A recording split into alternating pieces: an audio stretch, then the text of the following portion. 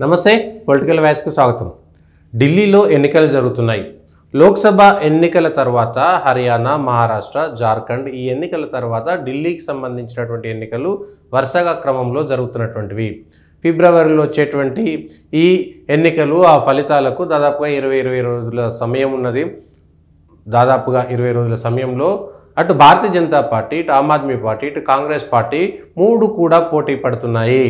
Congress party ఏమో వరుసగా 15 సంవత్సరాల అధికారం నుండి ఆమ్ ఆద్మీ పార్టీకి కోల్పోయిన తర్వాత అప్పటి నుంచి ఇప్పటి వరకు లేదు కాబట్టి తన ఉనికిని కాపాడుకోవడం కోసం వరుసగా 3 ఎన్నికల్లో కాంగ్రెస్ పార్టీ తన ఓటు బ్యాంకును కూడా కోల్పోతుంది, ఓట్ షేర్ను కూడా కోల్పోతుంది. కాబట్టి కాంగ్రెస్ చాలా కష్టపడుతున్నది. ఆ ఢిల్లీలో పోయినటువంటి ఓట్ షేర్నైనా కనీసం తెచ్చుకోవాలని ఆమ్ ఆద్మీ పార్టీ తిరిగి తన ప్రభుత్వాన్ని నిలబెట్టుకోవడం కోసం అరవింద్ కేజ్రీవాల్ ఆయన ఎంత అవసరమైతే అంత శక్తిని పెడుతున్నాడు. అదే భారతీయ జనతా పార్టీ కూడా 26-30 సంవత్సరాలుగా అక్కడ వరుసగా అధికారంలో ఢిల్లీలో లేదు. భారతీయ జనతా పార్టీ కూడా తన శాయశక్తులా కష్టపడుతున్నది.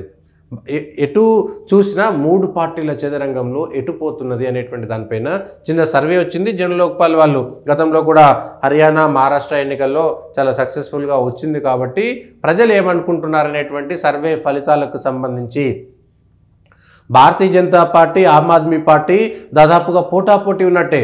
భారతీయ జనతా పార్టీకి ఒక విధంగా శుభవార్త అని చెప్పుకోవచ్చు.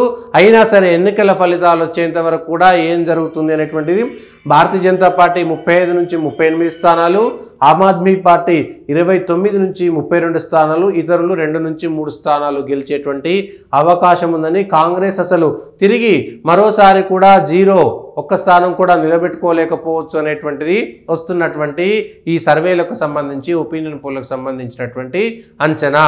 దీంతో 70 స్థానాలు ఉన్నటువంటి ఢిల్లీ అసెంబ్లీ ఎన్నికల్లో 70 స్థానాలకు 36 స్థానాలు వస్తే సొంతంగా అధికారంలోకి వస్తుంది.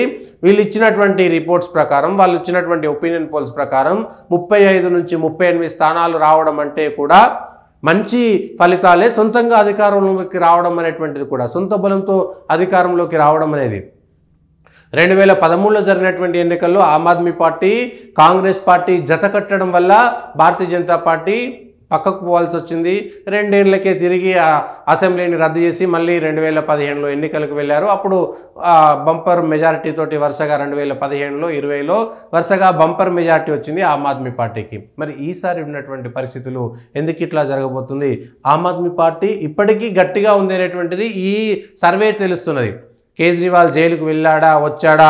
ఇప్పుడున్నటువంటి ఆతిషి ముఖ్యమంత్రి కూడా పూర్తిగా వామపక్ష భావజాలం నుంచి వచ్చి దేశ వ్యతిరేక శక్తులకి, ఉగ్రవాదులకి క్షమాభిక్ష ఇవ్వాలని ఇప్పుడున్నటువంటి ముఖ్యమంత్రి తండ్రి, తల్లి క్షమాభిక్ష పిటిషన్లు పెట్టినటువంటి వాళ్ళు. అయినా సరే ప్రజలు అవన్నీ పట్టించుకోకుండా కేవలం ఉచితాలకు సంబంధించి, అవసరాలకు సంబంధించి ఓట్లు వేస్తారా, ఎట్లుండబోతుంది అనేటువంటి చూడాలి. ఇంకా భారతీయ జనతా పార్టీ కూడా ఇటు హర్యానాలో వరుసగా 3వ సారి గెలవడం, అటు మహారాష్ట్రలో వరుసగా 3 సార్లు గెలవడము ఒక బంపర్ వాళ్లకు రెట్టించినటువంటి ఉత్సాహం కూడా వచ్చింది. జార్ఖండ్లో ఓడిపోవడము కొంత ఇబ్బందికరమైనప్పటికీ అక్కడ ఉన్నటువంటి ప్రత్యేక పరిస్థితులు, చిన్న రాష్ట్రం అవడం. అయితే ఇక్కడ జార్ఖండ్కు ఢిల్లీకి కూడా ఒక పోలిక పెడుతున్నారు.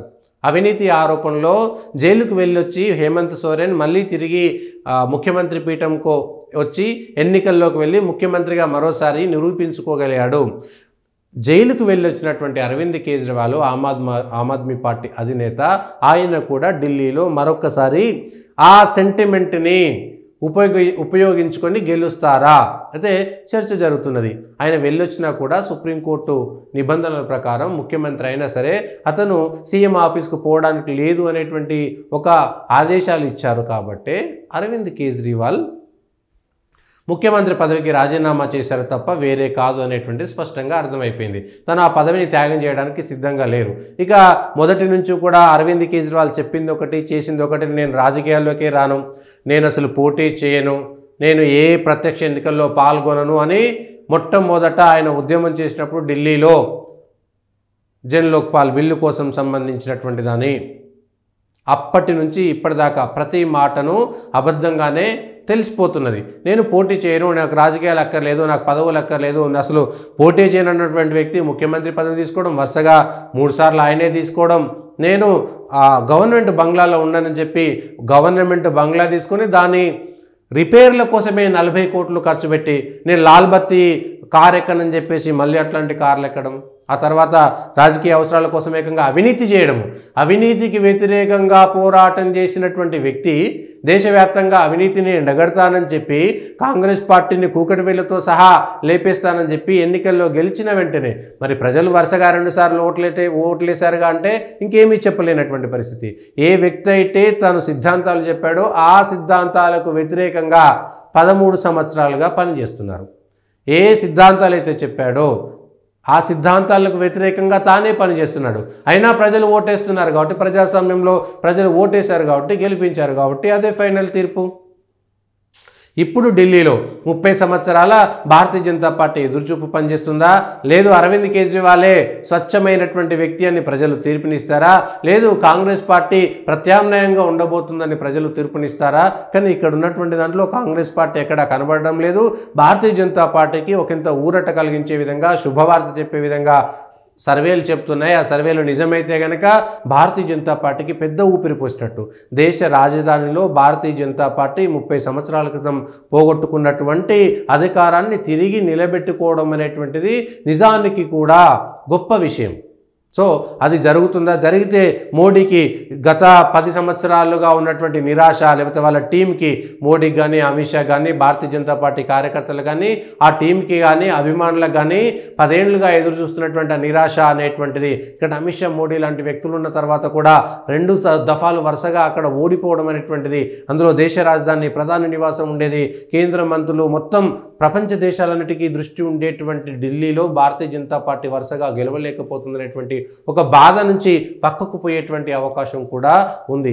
ఈ సర్వే కనుక నిజమైతే, ఎందుకంటే మహారాష్ట్రలో, అటు జమ్మూ కాశ్మీర్లోనూ, ఇటు హర్యానాలోనూ ఈ చెప్పినటువంటి సర్వే నిజమైంది కాబట్టి మరి ప్రజలు ఆ విధంగా ఆలోచిస్తున్నారా లేదా? అరవింద్ కేజ్రీవాల్ని ఓడిస్తారా, లేకపోతే ప్రతిపక్షంలో కూర్చోబెడతారా, లేదా అధికార పక్షంలోకి వస్తుందా, అనూహ్యంగా కాంగ్రెస్ తెర మీదకి వస్తుందా, ఏం జరగబోతుంది అనేటువంటిది వేచి చూడాల్సినటువంటి అవసరం. ఒక 20-25 రోజుల్లో పూర్తి స్థాయి ఫలితాలు కూడా వస్తాయి.